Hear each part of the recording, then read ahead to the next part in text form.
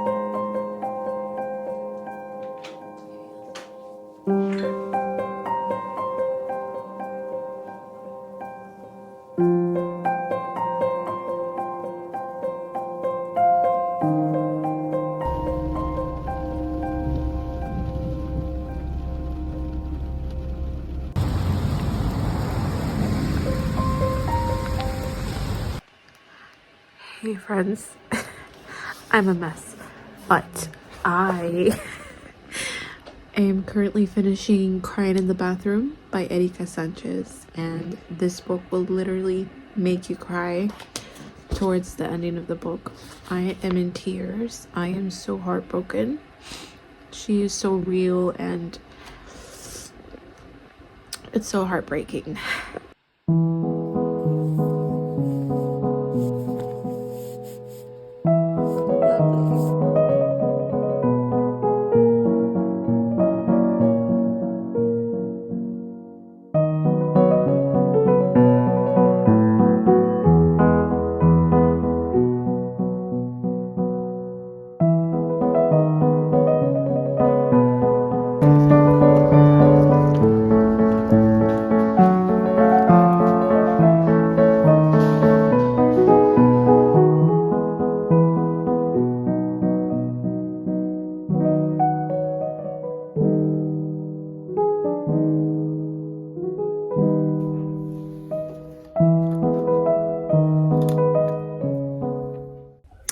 Hey friends, so I just got back from Marshall's and Ulta.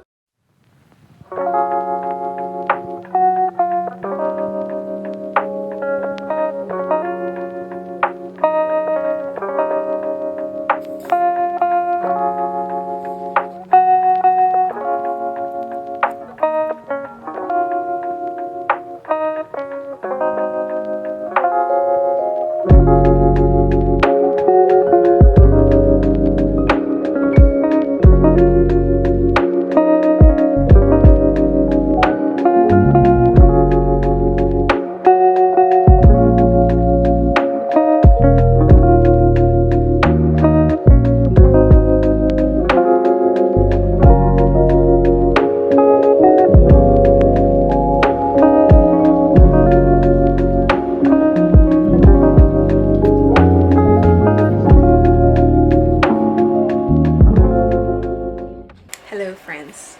So I went to Barnes & Noble today. My mom gave me a gift card for Christmas and I went, well, my local Barnes & Noble doesn't have a lot of Hispanic authors, even though I checked every aisle, every genre, and I just couldn't find some of my favorite authors that are Hispanic or Latinx.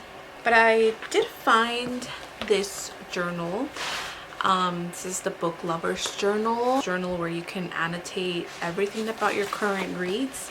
So you put the title, the author, the genre, publisher, number of pages, the date started and the date you're finished. So it's basically like Goodreads. I got the buy one get one 50% off.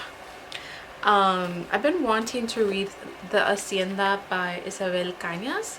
This is about the aftermath of the Mexican War of Independence. This kind of reminds me of Mexican Gothic by Silvia Moreno Garcia. So this is one of the main reasons why I picked it up, because it gives me the same vibe as that book. And I've been wanting to read it for a very, very long time, and I finally found it. And I also got Our Missing Hearts.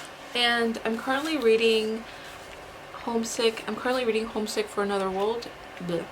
And I am on page 90, so I did read 90 pages last night and this morning. So it's just basically different short stories about like different people who are lost in this world, I believe. They just have impulses and crises. And the thing that I'm not liking about this book, I don't know when it was written, but it uses too much of the word R, the R word. And we don't use that word anymore, especially because I'm in the education field and I did work in the special education field. So that's really, really upsetting to read. Some trigger warnings could be prostitution, an eating disorder. I ever talked to you guys about crying in the bathroom?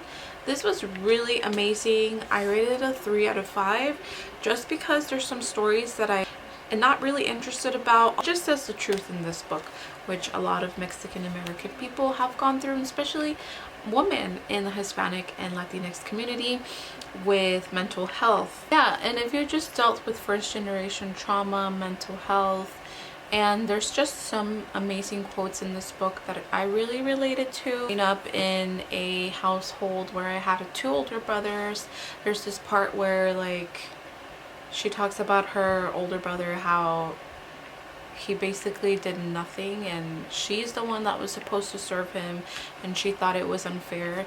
That's how I grew up, always like thinking to myself, why do I have to serve them, you know?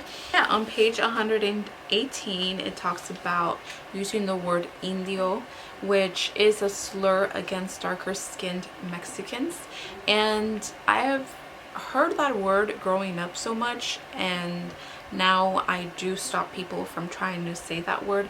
So she does talk about colorism and anti-blackness in Mexican culture. So that was very interesting to read. She also talks about in page 120 about believing that whiteness was more beautiful. That's something that I always related to growing up. Most importantly, this book is about motherhood.